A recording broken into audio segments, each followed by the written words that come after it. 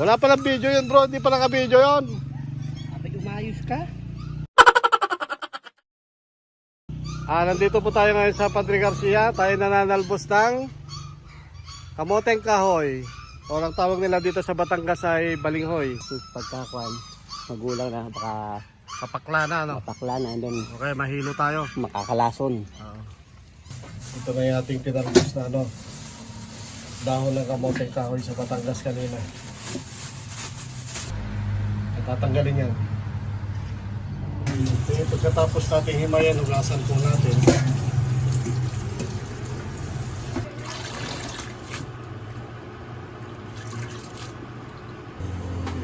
Ang sunod natin gawin ay i-blanch po natin. Ang prosesong ito ay para matanggal po yung mapakla na lasa kung meron man.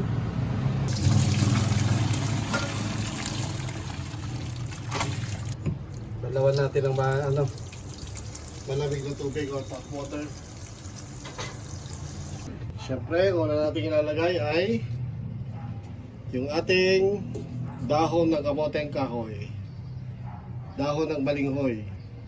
Ayan po. Lagyan natin ng isda, sariwang isda. Okay, isalansan natin ng maayos. Ayan. Sibuyas, bawang, luya, fresh chilies from the farm. Look at that. Ganda.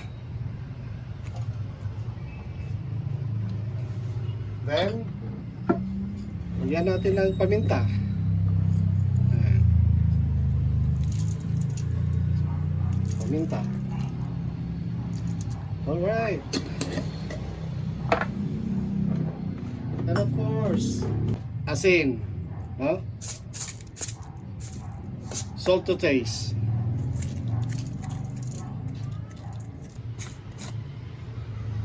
Saka ko ngayon isabaw ang pangalawang piga.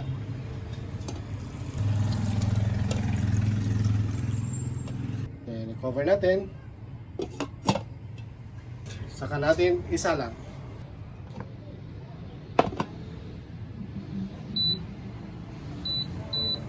Niluluto po natin ito ng 25 to 30 minutes.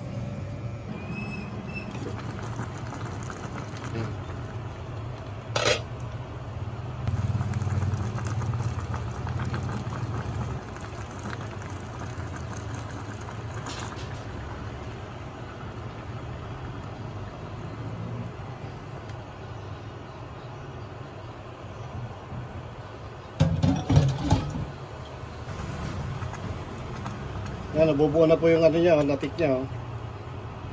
Sarap nito. Timplahan natin ng 1 tablespoon na patis.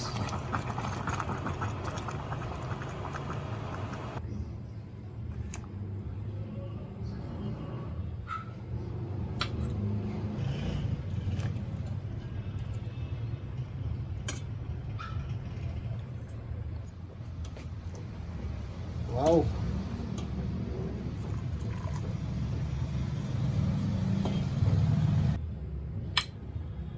Yun.